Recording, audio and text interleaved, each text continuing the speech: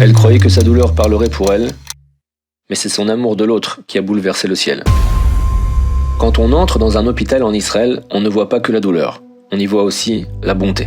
Le chesed à chaque étage. Des repas offerts, des taxis mis à disposition, des jeunes qui chantent pour les malades, d'autres qui se déguisent pour les faire sourire.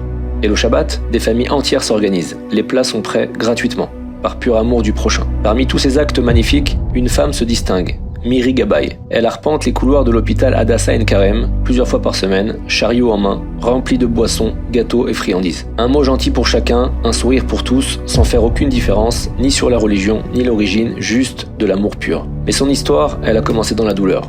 10 ans de mariage, aucun enfant, des traitements, des spécialistes, en vain. Un jour, dans un taxi, elle demande au chauffeur « Connaissez-vous un Rav qui donne des bénédictions ?» Il l'emmène chez un géant, Rav Shlomo Zalman Auerbach. Elle frappe à la porte, elle explique sa situation, il l'écoute, puis lui dit une phrase. « Dieu ne nous doit rien, ni la vie, ni la santé, ni les enfants. » Elle s'apprête à partir, et là il ajoute une phrase bouleversante. « Si vous faites quelque chose qu'on ne vous a pas demandé, alors Dieu peut vous accorder ce qu'il n'était pas obligé de vous donner. » Elle rentre chez elle, transformée, le lendemain elle commence. Du chesed pour les malades. Pas longtemps après, elle tombe enceinte, sans aucun traitement. Elle a eu 3 enfants.